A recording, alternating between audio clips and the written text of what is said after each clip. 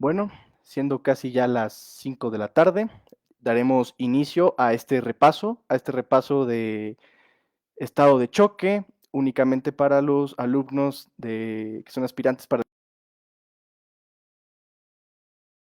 un básico también. Y yo, pues como ya les comenté, les voy a dar el tema de estado de choque, ¿vale? Y pues bueno, iniciando un poco con el tema de estado de choque, pues me gustaría dar unas definiciones, ¿no? Sobre todo lo que es perfusión, hipoperfusión y choque, ¿vale? La perfusión, pues, significa el suministro de oxígeno y de otros nutrientes a los tejidos del cuerpo.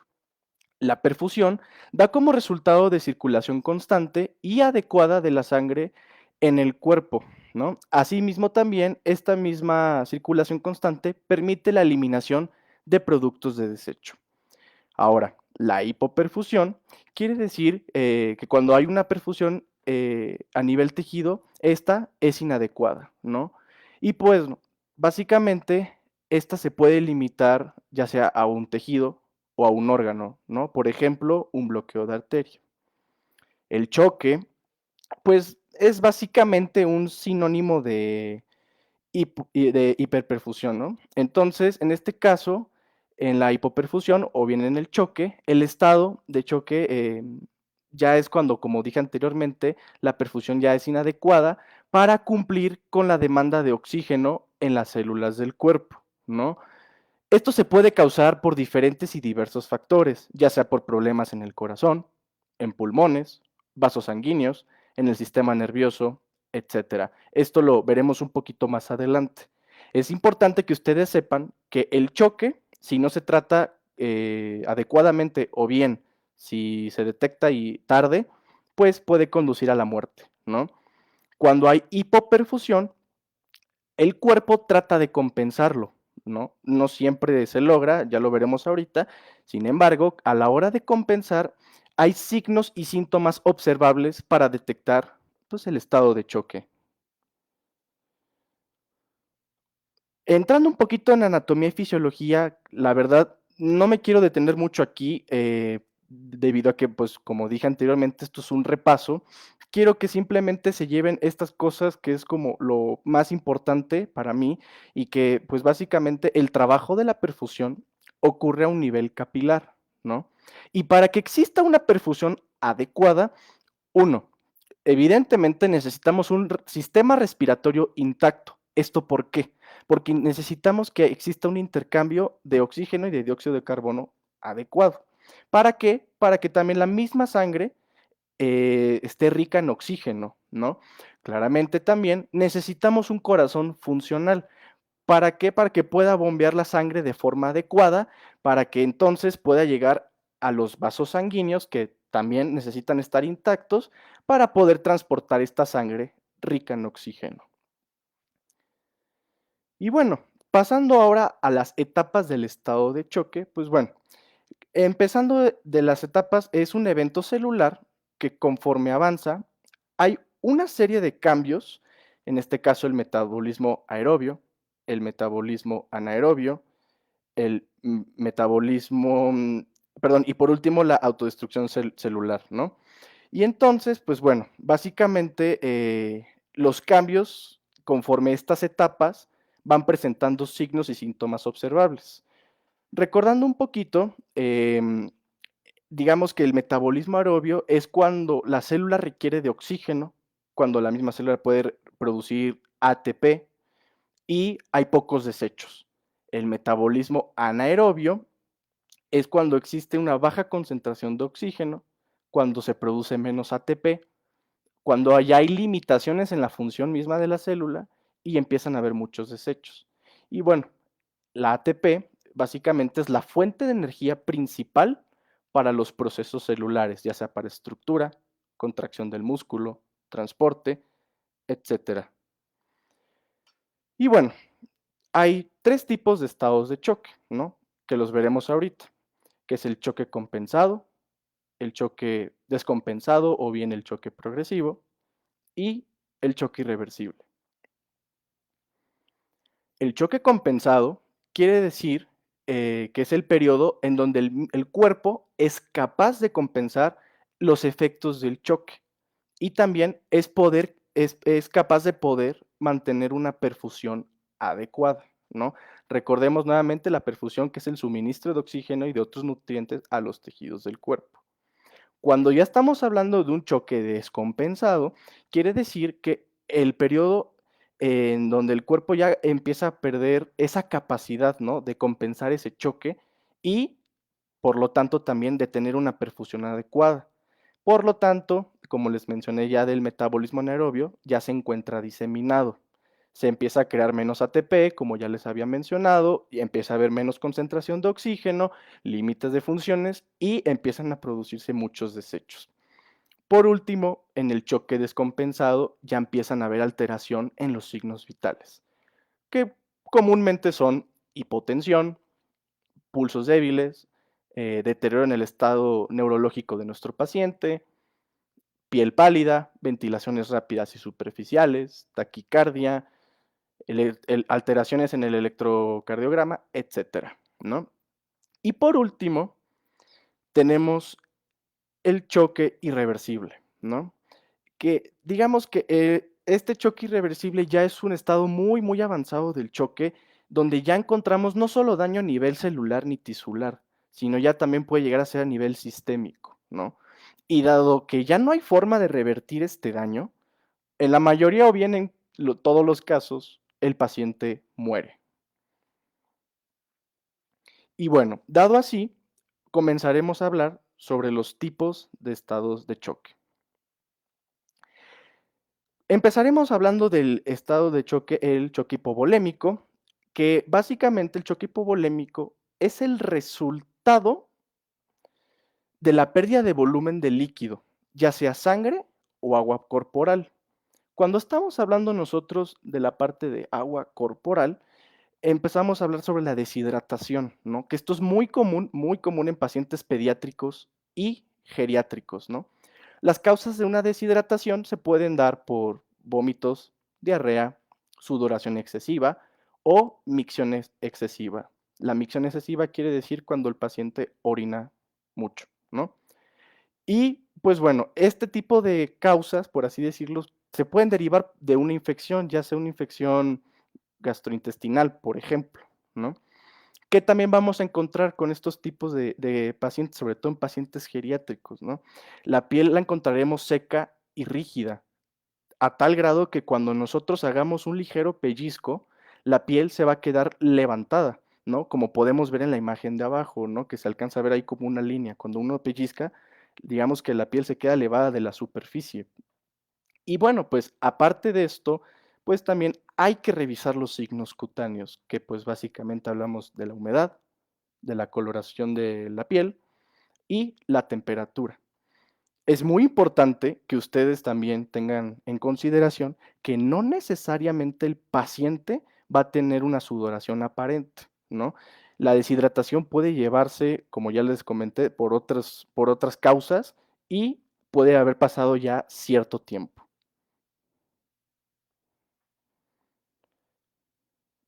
Pasamos entonces al choque hemorrágico, que sigue siendo, digamos, dentro de la parte del choque hipovolémico, ¿no? Pero este únicamente, pues sí, es totalmente causa de pérdida de sangre, ¿no? La causa más frecuente, evidentemente, va a ser por un traumatismo. Sin embargo, hay otros factores que pueden llegar a causar un choque hemorrágico. Por ejemplo, una rotura de quiste, un embarazo ectópico, una hemorragia gastrointestinal y por último, un sangrado uterino. A continuación les puse dos tablas que son del manual del PHTLS, donde nosotros en la primera, en la de clasificación de shock hemorrágico, pues bueno, ¿qué es lo que les quiero mostrar aquí? Que ustedes se pueden dar cuenta que, pues bueno, existen hasta 4 clases, hay bibliografías que manejan hasta 5, pero bueno, en este caso, para fines de este repaso, únicamente manejaremos 4 clases de tipos de shock, ¿no?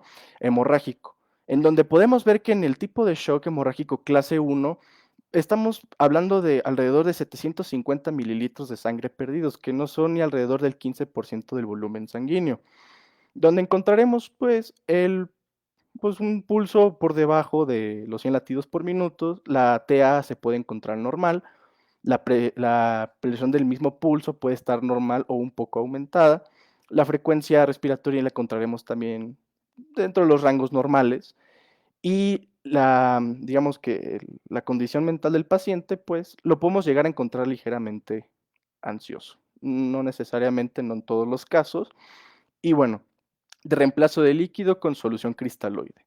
Sobre los líquidos y tratamiento, esto lo veremos más adelante, entonces para que aguantemos tantito esta parte, ¿no?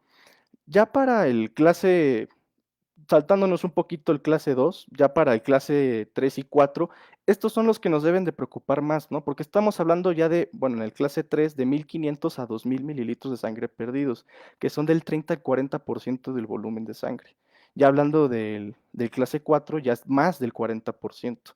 Ya en este tipo de pacientes o en este tipo de clases de shock hemorrágico, ya encontraremos al paciente con taquicardia, encontraremos al paciente hipotenso, el pulso podrá ser poco perceptible, ya encontraremos al paciente también con taquipnea e incluso pues el estado mental ya lo encontraremos alterado o incluso también el paciente puede llegar a estar inconsciente, ¿no?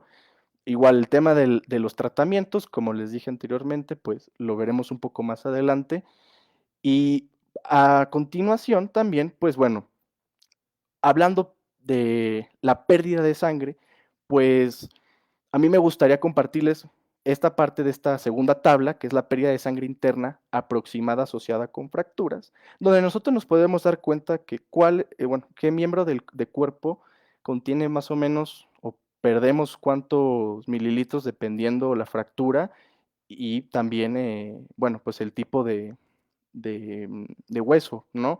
Supongamos una costilla, solo una, la pérdida de sangre interna serán de 125 mililitros, ¿no? Ya para el húmero más o menos estamos hablando de 500 a 750 mililitros, donde ya podríamos nosotros sospechar de un shock hemorrágico clase 1, clase 2, apenitas, ¿no? Lo que nos debe de preocupar bastante ya es huesos más largos, ¿no? Por ejemplo, el fémur, ¿no? O la misma pelvis, ¿no? Que en una fractura pueden llegar a presentar una pérdida de sangre de entre 1000 a 2000 mililitros o más, ¿no? Donde este ya tipo de fracturas con estos miembros del cuerpo ya estamos empezando a poder sospechar de un shock hemorrágico de clase 3 y de clase 4. Ahora bien, nada más si les quiero recordar una cosa, ¿no? Esto no es la mera ciencia, digo, al final de cuentas pueden existir variaciones dependiendo de cada persona. Sin embargo, esto es, pues básicamente como el promedio, si lo quieren ver de esa forma, ¿no? A continuación, pasamos al choque obstructivo, ¿no? Que el choque obstructivo, pues es cualquier obstrucción mecánica, ya sea un neumotórax a tensión o un taponamiento cardíaco. ¿Y qué es lo que pasa? Que estos interfieren con la precarga o con la poscarga.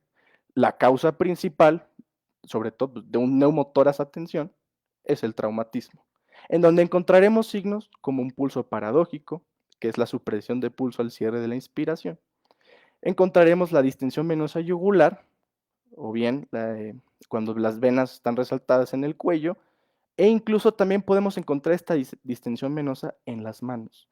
Y por último, encontraremos al paciente con cianosis. Ahora, pasando al choque cardiogénico que va un poco relacionado con el choque obstructivo, pues encontraremos que en el choque cardiogénico, pues básicamente es una función cardíaca normal, ya sea por insuficiencia del músculo cardíaco, por una insuficiencia valvular o por una alteración del ritmo cardíaco. La causa más frecuente de un choque cardiogénico es la insuficiencia del músculo cardíaco por un IAM o un infarto agudo al miocardio, ¿no? Sin embargo, este choque cardiogénico no ocurre si al menos no hay un 40% aproximadamente de falla en el ventrículo izquierdo, ¿no? A final de cuentas, bueno, ¿cuál será la diferencia, no? Con un choque hemorrágico y el cardiogénico, que en el choque cardiogénico hay presencia de un edema pulmonar. ¿Y esto por qué pasa? Porque a medida de que, como les comenté, empieza a haber una falla en el ventrículo izquierdo, sus contracciones llegan a ser menos eficientes. Entonces, esa sangre se va acumulando dentro de las venas y pues todo ese líquido, toda la sangre, pues llega y es empujado hacia los alveolos, haciendo así o presentando así el edema pulmonar. Existen otras causas para el choque cardiogénico, ya sea de la embolia pulmonar, el tamponamiento cardíaco o el mismo IAM, como ya les comenté, en donde, pues bueno, para la embolia pulmonar encontraremos signos en el paciente de hiperventilación, taquicardia, hipotensión, dolor en la caja torácica y por más de que nosotros le estemos apoyando al paciente con oxígeno, su saturación va a estar baja, ¿no? Para el taponamiento cardíaco, bueno, pues tenemos la famosa triada de Beck, que es la que nos va a ayudar, ¿no? Para poder nosotros dar un diagnóstico de un taponamiento cardíaco, que es la hipotensión arterial, la ingurgitación yugular o la distensión venosa yugular, como ya les había comentado, cuando en el cuello, ¿no? Se notan las venas, y los ruidos cardíacos van a estar apagados o bien velados, ¿no? Para el IAM tenemos los dolores típicos conocidos como un dolor en brazo, un dolor en región epigástrica, el dolor que se irradia hacia la mandíbula. Al auscultar los pulmones encontraremos estertores, encontraremos al paciente hipotenso y bueno, pues evidentemente otros datos de hipoperfusión, que como ya les había comentado, puede presentarse taquicardia, piel pálida, ventilación rápida y superficial, etcétera. Pasando los choques, ahora vamos a hablar de los choques distributivos, ¿no? Que básicamente los choques distributivos hablan de una anomalía en la vasodilatación o en la vasopermeabilidad, o bien, o ambas, ¿no? La distribución anormal de la sangre también puede llegar a ser un factor, o bien el regreso al normal de la sangre al corazón también puede llegar a ser un factor de un choque distributivo. Dentro de esta categoría existen varios tipos. El primero del que les voy a hablar es el choque neurogénico.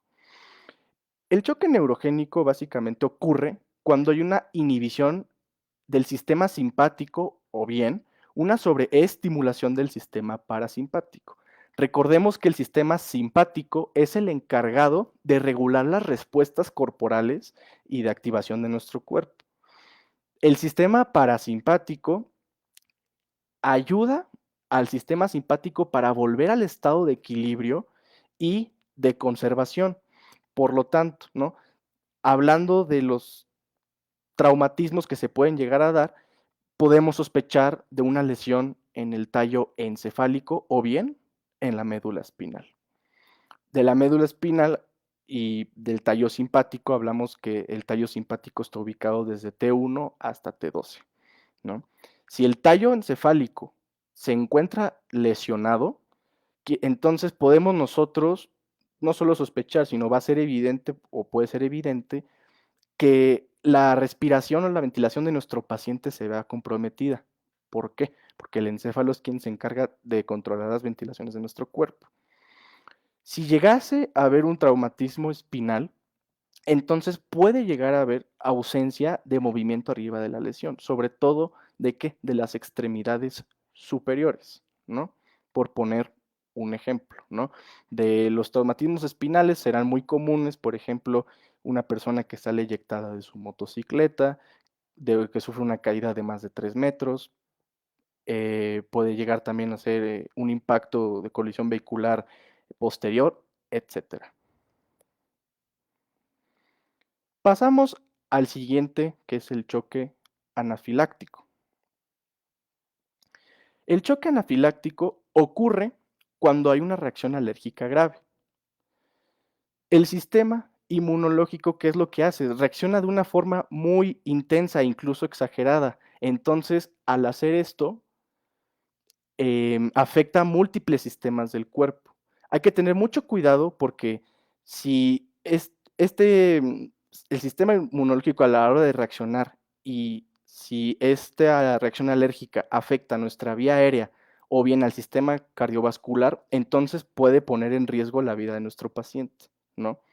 Esta reacción alérgica grave puede ser instantánea o bien puede tardar minutos o incluso horas después de la exposición del paciente con este tipo de agente, ¿no? Que las causas más comunes para un choque anafiláctico tenemos picaduras de insectos, alimentos, fármacos o plantas, ¿no? Por poner ejemplos. ¿Y qué es lo que pasa con este tipo de pacientes?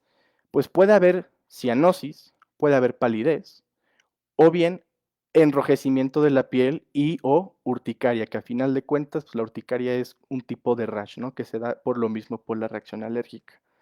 Quiero hacer un poco de énfasis aquí en el choque anafiláctico de tener también consideración especial con los pacientes pediátricos. ¿A qué voy con esto? Dado que los pacientes pediátricos no tienen un historial clínico del todo desarrollado, digo, pues, por la obviez de que es una temprana edad, pueden ellos llegar a sufrir su primera exposición a este tipo de agentes que les causa una reacción alérgica grave. Es por eso que cuando hablamos de un pediátrico, por poner un ejemplo, con dificultad respiratoria, no descartemos nosotros una reacción alérgica grave, ¿no? Por lo mismo. La importancia también de hacer un buen historial clínico, una evaluación clínica, perdón, que sería el sample, un buen OPQ, e incluso si hablamos de una picadura de insectos, la importancia del por qué también necesitamos nosotros hacer una muy buena evaluación rápida de trauma, ¿no? Para detectar en este caso si hubiese una picadura de insecto, ¿no? Y pues bueno, pasamos al otro, que es el choque séptico, ¿no? ¿Qué es el choque séptico? Bueno, el choque séptico es causado por una infección grave a nivel local o bien sistémica y que desencadena una respuesta inflamatoria sistémica, que básicamente ese síndrome de respuesta de inflamatoria sistémica quiere decir que hay una respuesta también intensa y exagerada del sistema inmunológico y este se extiende a los tejidos sanos del cuerpo, ¿no? ¿Y qué es lo que va a pasar con este tipo de choque? Que las moléculas de estos agentes infecciosos, que bueno, puede llegar a ser por una infección bacteriana, viral, o en casos muy raros puede llegar a ser por hongos, estos agentes infecciosos se van a unir al endotelio. Y este endotelio, pues al estar cubierto de vasos sanguíneos, ¿qué es lo que van a hacer? Van a lesionar este endotelio y se liberarán factores procoagulantes. ¿Y qué es lo que va a pasar? Que estos factores procoagulantes van a ser un círculo vicioso de una coagulación intravascular, lo que va a generar una hipoperfusión, ¿no? Desencadenando así los siguientes signos y síntomas, que es fiebre, o bien puede llegar a ser hipotermia, taquicardia, taquipnea, hipotensión, estado mental alterado, edema, sobre todo en extremidades, la hiperglicemia por arriba de 140 miligramos, aunque esto se puede dar sin que la persona necesariamente sea diabética y pues al causar náuseas puede llegar también a causar emesis. Para el choque séptico existe una escala, la escala de Quick-SOFA, que la verdad es bastante efectiva para poder ustedes detectar un choque séptico, ¿no? Que básicamente va muy apegado a los signos, síntomas que les dije, ¿no? Que es escala de coma de Glasgow menor a 13 puntos, o sea, estado mental alterado, tensión arterial sistólica por debajo de los 100 milímetros de mercurio, que básicamente estamos hablando de una hipotensión, y frecuencia respiratoria, que esta va a estar por encima de las 22 respiraciones por minuto, que pues, básicamente hablamos de una taquipnea. Les quiero dejar este cuadro comparativo en donde nosotros podemos ver tanto del choque hipovolémico como del choque neurogénico y como del choque cardiogénico, cómo van a ir variando sus signos vitales entre ellos, ¿no? Se podrán dar cuenta que del hipovolémico y cardiogénico son muy similares, ¿no? Los signos vitales, ¿no? En cuanto, por ejemplo, la temperatura de la piel en ambas estarán fría y sudorosa, la coloración pálida y cianótico, mientras que en el neurogénico la temperatura podrá estar caliente y la piel también estará seca, de color rosa. En las 3, la tensión arterial estará baja, el nivel de conciencia para el hipovolémico y cardiogénico se encontrará alterado, mientras que en el neurogénico se encontrará lúcido, y el tiempo de los llenados capilares disminuiría tanto en el hipovolémico como en el cardiogénico, mientras que en el neurogénico se queda normal. Ahora, como les dije anteriormente, esto no es la ciencia cierta, digo, al final de cuentas son aproximados y siempre puede existir una variación, ¿no?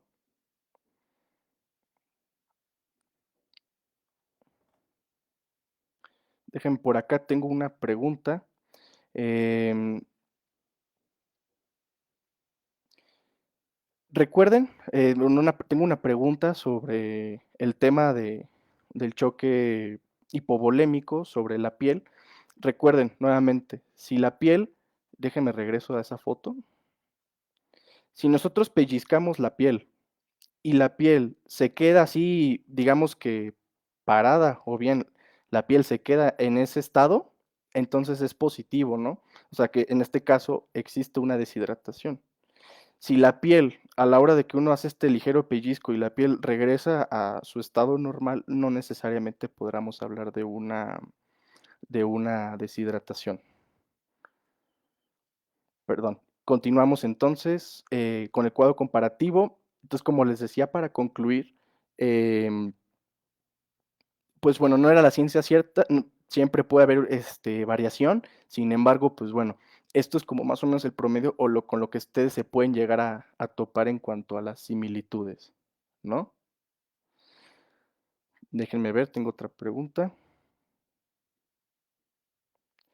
Tengo una pregunta sobre la restitución de líquidos. Para allá vamos, aguántenme tantito, por favor. Vamos a llegar a esa parte de los tratamientos en donde hablaremos sobre la reposición de líquidos, ¿vale? Continuamos entonces, bueno, con los factores que afectan el estado de choque. Existen varios factores, ¿no? Que pueden llegar a determinar la velocidad de desarrollo de los signos de un estado de choque, los cuales estos factores son el tipo de choque, la edad del paciente, enfermedades preexistentes, velocidad de inicio y efectos de fármacos. Cuando hablamos del tipo de choque, quiere decir tal cual la diferencia que hay entre un choque y otro. Por ejemplo, un choque anafiláctico puede ocurrir, como les comenté anteriormente, minutos después de la exposición, ¿no? Mientras que el choque séptico pueden pasar días, ¿no?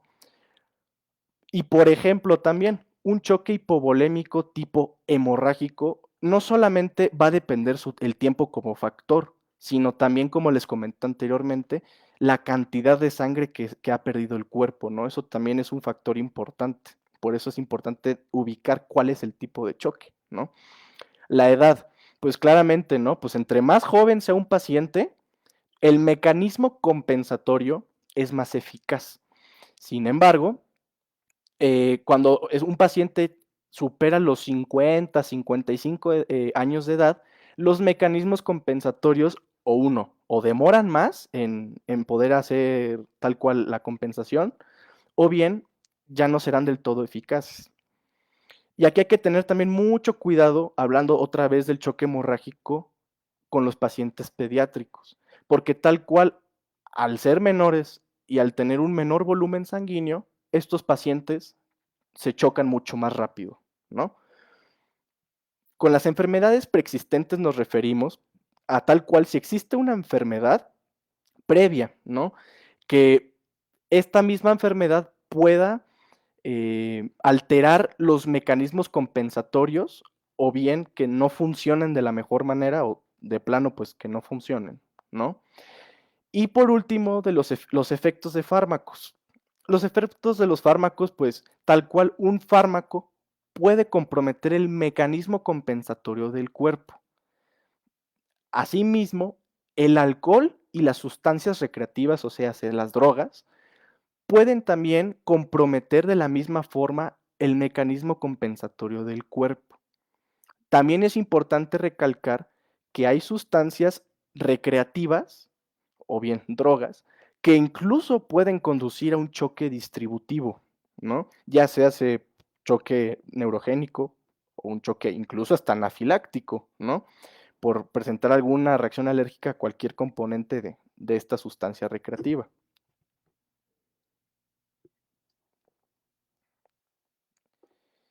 Y bueno, pues pasamos a la parte del abordaje del paciente.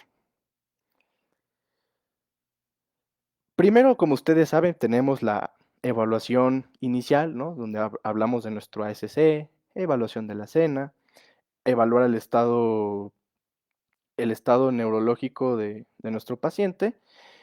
Posteriormente, pues dependiendo del caso, si nuestro paciente se encuentra alerta o se encuentra inconsciente, procederemos con ABC o CAB y posteriormente aplicaremos nuestra evaluación rápida de trauma, tomaremos nuestra decisión de traslado y pues ya nuestra evaluación dentro de la ambulancia o la evaluación secundaria, tomaremos el sample y monitorearemos los signos vitales, ¿no? Em, Dentro de esto, quiero que se aprendan bien o que recuerden bien esto, que es, digamos, una técnica, el MIAR, ¿no? Que significa mida, interprete, analice y revalúe. ¿A qué vamos con esto? Cuando hablamos de mida, es tal cual, bueno, tomar, medir los signos vitales, ¿no? La TA, frecuencia cardíaca, temperatura, saturación de oxígeno, frecuencia ventilatoria, gastos urinario, incluso para ver si, qué tanto el paciente ha orinado o no. Y bueno, una vez que ya medimos, hay que interpretar, ¿no? ¿Para qué interpretar? Para ver el origen del daño, para poder determinar la causa de por qué nuestro paciente, por qué nuestra paciente o nuestro paciente se está chocando, ¿no? O cuál es el problema. Una vez que nosotros podamos determinar la causa, hay que analizar los datos clínicos que ya tomamos con el sample, con el OPQ y con los mismos signos vitales y concluir en algo, ¿no? Dar un diagnóstico. Ahora bien, una vez que nosotros ya tenemos analizado nuestros datos, hay que reevaluar, ¿no? Reevaluar intervenciones, ¿no? Que si, por ejemplo, tiene una hemorragia activa, bueno, pues hay que reevaluar esa intervención, si la hemorragia ya paró o si sigue activa. Si puede llegar a haber un posible deterioro de nuestro paciente, hay que volver a reevaluar, recuerden, ¿no? El estado mental de nuestro paciente, reevaluar signos vitales e incluso si ustedes no han podido llegar a concluir en algo, aquí es donde vuelve a entrar el reevaluar, ¿no? Que también se vuelve un poco el círculo vicioso, ¿no? Porque pues si no hay un diagnóstico o ustedes no han podido detectar la causa de por qué su paciente se siente mal o por qué tiene, supongamos, la tensión arterial baja, etcétera, entonces hay que volver a analizar los datos clínicos que tenemos y volver a concluir en algo. Denme un segundito que por aquí tengo una duda.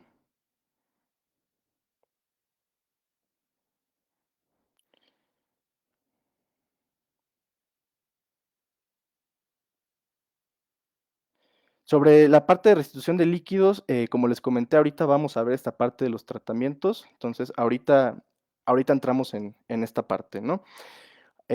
Bueno, entonces, para cerrar la parte de MIAR, como les dije, ¿no? Mida, interprete, analice y revalúe. Ahora, aparte del abordaje, tenemos ciertos tratamientos que ahora sí es a donde varios me estaban poniendo preguntas y a donde querían llegar. Estamos hablando nosotros bueno, pues de tratamientos, pues claramente hay que dar uno, pues el control de hemorragias, en dado que haya una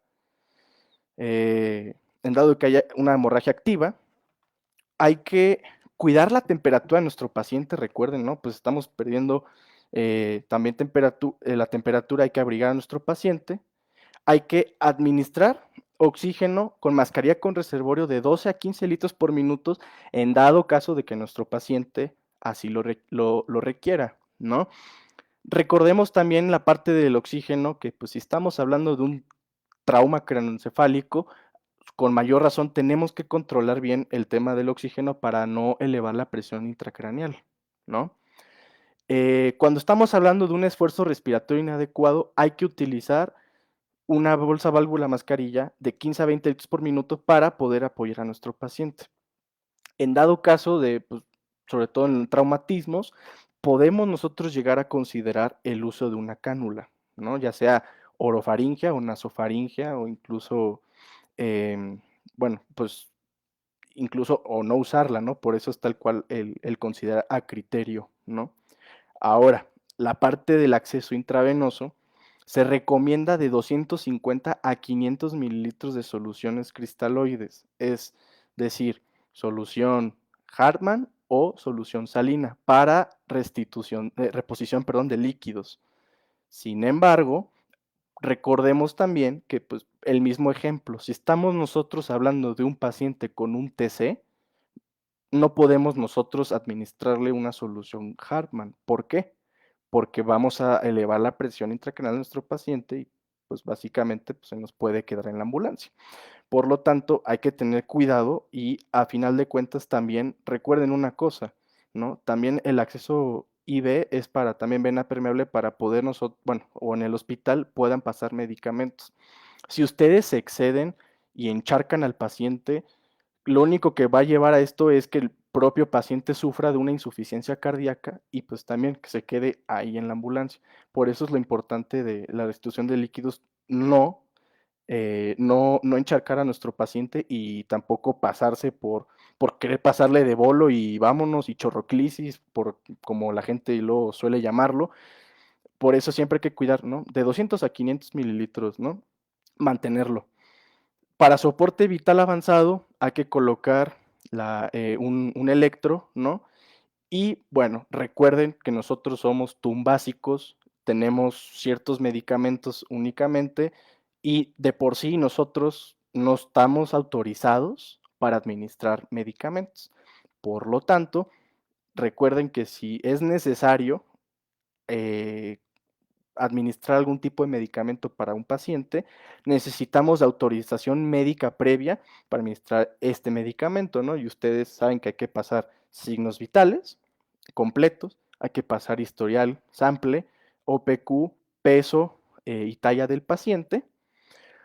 Y pues bueno, claramente también considera el factor si el paciente estuvo bajo,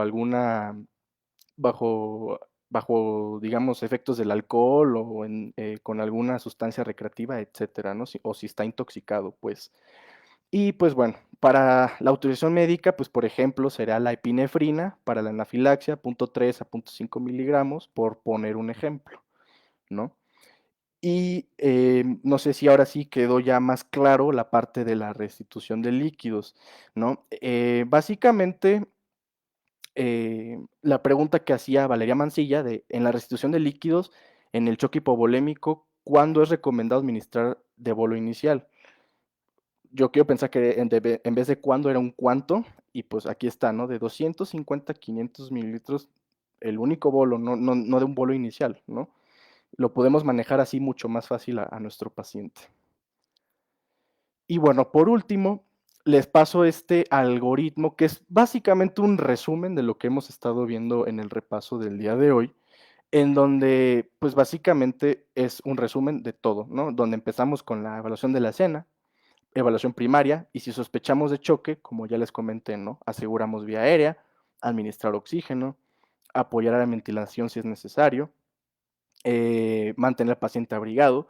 En la evaluación secundaria, pues claramente tomar signos vitales, ajustar el oxígeno si es necesario, un acceso intravenoso, soporte vital avanzado, pues, la parte del electro, oximetría de pulso, etcétera, ¿no? Y dado a qué choque estemos enfrentándonos, un choque hipovolémico, obstructivo, distributivo, cardiogénico, vamos a encontrar, pues básicamente, muy resumido, el mismo tratamiento para todo, ¿no?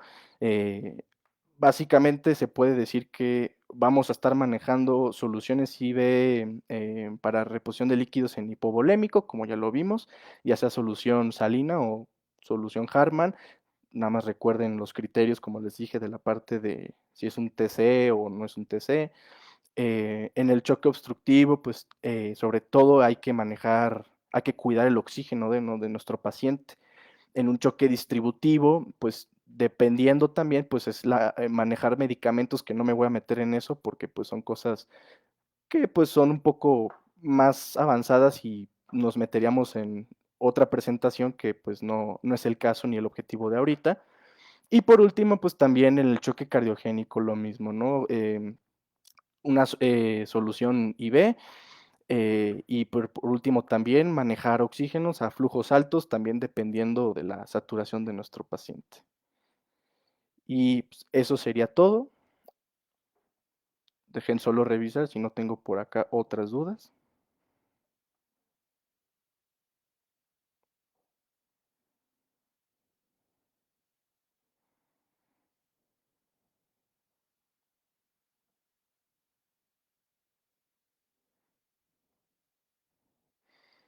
Creo que por acá estoy revisando en el chat que ya varias quedaron algunas resueltas.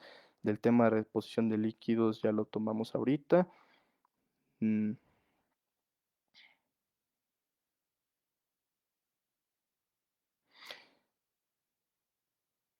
y bueno, solo recuerden, ¿no? A ver, tengo una pregunta por acá, dejen checo.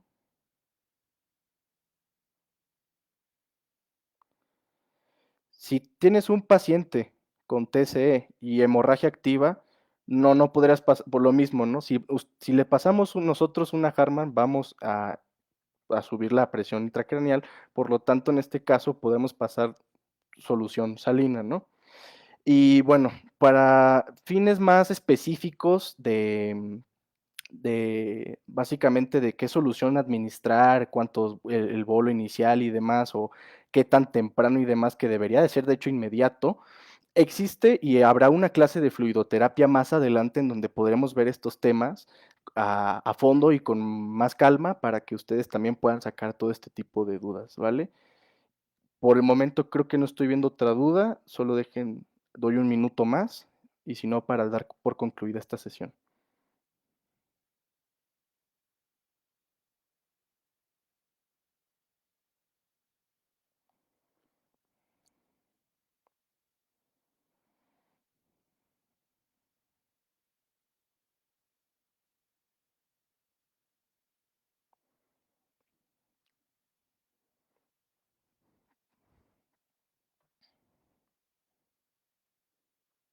Pues bueno, creo que eso sería todo de mi parte. Muchísimas gracias a todos por estar presentes. Espero les haya sido de utilidad este repaso. Nuevamente, mi nombre es Víctor Leal. Estoy para servirles. Que tengan una excelente tarde. Y pues bueno, estamos aquí para la orden. Cualquier otra duda nos puede escribir un correo a la coordinación y con mucho gusto les podemos apoyar. Excelente tarde a todos. Muchas gracias.